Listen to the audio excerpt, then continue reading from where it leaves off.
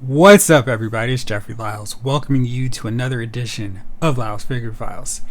Got on my Marvel Comics shirt. I'm going to talk Marvel Legends, and I feel for so much of 2022, I've just been complaining and saying, gosh, why is Hasbro making so many mistakes with this line? I'm starting to wonder if Hasbro realizes the mistakes, the pitfalls they've made over the last year or so.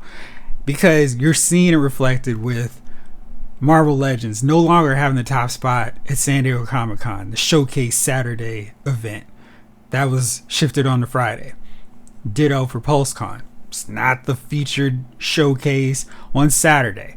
That spot's been taken in both instances by G.I. Joe Classified series. And I think a lot of us agree that's a way better value, and they are cranking out some amazing figures. And comparatively, when you look at the Marvel Legends brand, there's not a lot of excitement. There's a lot of disappointment. A lot of collectors going, do I still want to take part in this line?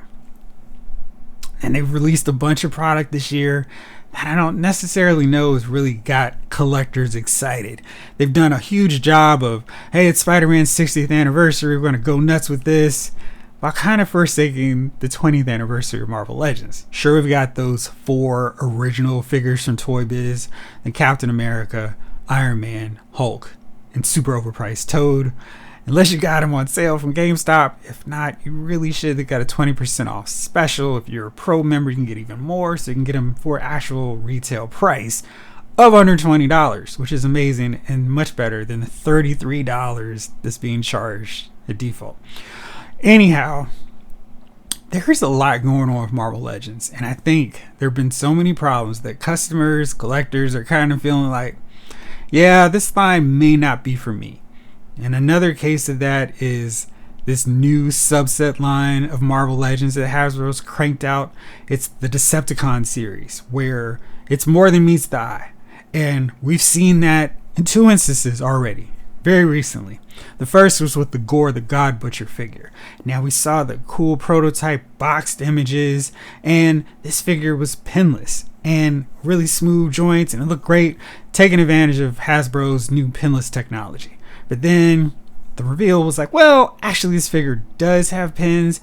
That was just an early mock-up. Sorry. Okay. First time. All right. Okay, I guess that's what you're doing. We'll give you a pass that time.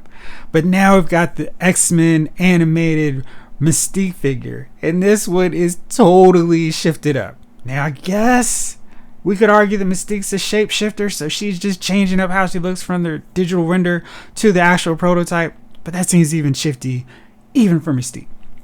This figure has so many changes from the digital render we saw to the actual prototype figure. For starters, it looks like it's on a totally different body, a slender one instead of the bigger, shriek one. No double jointed elbows. The skull belt lacks a lot of detail. She's got slender legs. There's no defined ab section. It's just a basic bare bones Mystique. Not that cool one we were promised from the digital render. Now, Dan Yoon from the marketing team of Hasbro with the Marvel Legends brand had to take one for the team, and he said VHS Mystique has single jointed elbows. Honest mistake as we work with digital renders. Please refer to the product photography. Thank you for your understanding. Now, I said Dan has to say this. He has to be like, yo, we made a mistake, sorry, and please forgive us, we'll keep working to get this better. But I'm kind of wondering why digital renders are incorrect. I feel like even with digital renders, you could put out an actual version or make changes right away. That's kind of the whole deal with doing it digitally and not using stock photography from people that you're sending the figures out to take photos of your figures. So this is kind of weird. I've always thought using these renders on the backs of the figures, starting with that Disney Plus one wave with the Falcon and Winter Soldier and the Loki figures and WandaVision characters, was weird. It wasn't an art piece. It wasn't like a drawing. It wasn't the figure itself. It's just a computer mock-up, and I thought that was so weird. Now we're seeing this to a different level where we have sort of a mock-up of the figure, but it's digitally reconstructed and kind of fudged, kind of giving you a, well, here's what it could look like in a perfect world, but here's the version you're going to get instead. And I feel like that's not what Marvel with Hasbro needs to do with this Marvel Legends line right now, because they've lost so much goodwill. The prices have gone up. The window's now closed, so we can't even see what the figure looks like. We can't see if the figure has a good paint job. We can't even see if the figure that we think we're buying is actually in the box. There's lots of problems with that. And now if you start tacking on the, well, Hasbro's going to show off some really cool photos or renders of these figures, and then the actual version is not going to look as good.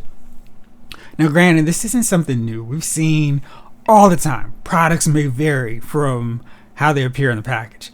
But I think in 2022, we should be beyond that. We should be well past the point where digital renders don't reflect what the figure actually looks like. I mean, it's a digital render. I've seen really talented guys online go, oh, here's a grayscale prototype. Let me color it up and show everybody what it would look like painted. And I'm sure it didn't take them 2 months to fix up.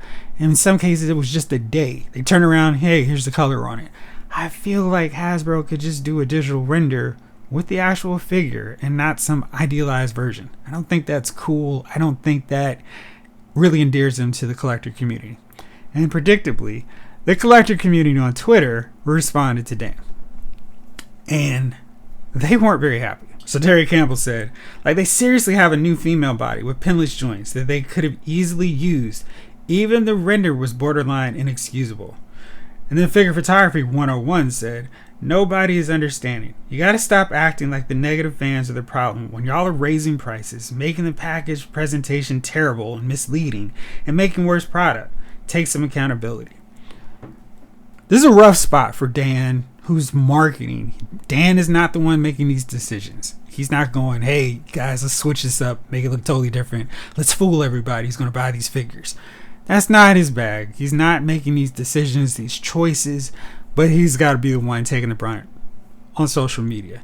I think it's also bad that there's no live stream acknowledgement of these issues. They're just kind of like, well, Gore doesn't have pinless joints. Deal with it.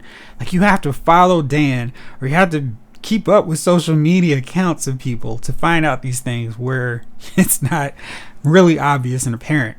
And I think that's bad. We need to have a little bit more transparency with these live streams where they're saying, hey, we know that we've had some issues with Gore and Mystique not accurately reflecting the figure. We're going to work in the future to make sure that's not a problem, because doing this, fooled you, doesn't work.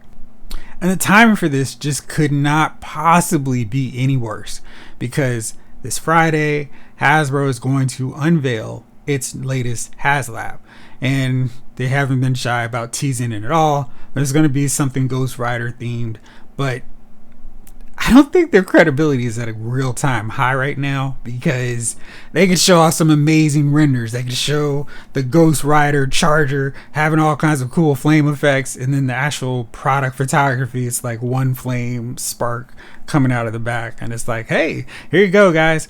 And it's going to take everybody online to go to Dan and go, hey, Dan, these photos of the actual product aren't anything like what the digital render was.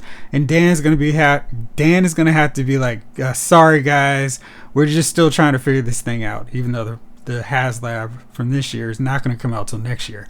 So it's really shaky, and I'm a little bit leery now, because Hasbro is making these grand sweeping promises of this is how amazing this figure is going to look, but then the reality is something much different. This pinless technology is going to change everything. They've got a storm body that has pinless joints, but we're still seeing female figures that have pins and are still using the old technology. I would really hate to see for this HasLab to feature figures that don't incorporate the new technology, that the renders are not accurate. I think this is a case where they're going to have to whip up prototypes really quick and show us what the figure's actually going to look like, not some imaginary version, not a hoax, not an actual true story of what the figure's going to look like.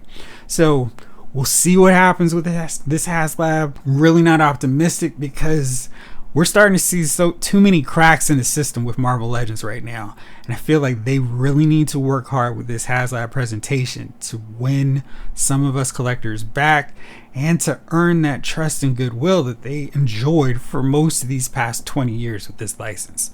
Let me know what you think. Are you a little bit concerned? Are you annoyed with these renders not being the actual true representation of the figure. And let me know if you're excited about this HasLab reveal this Friday. Thank you as always for watching. This episode of Lyle's Figure Files has been filed.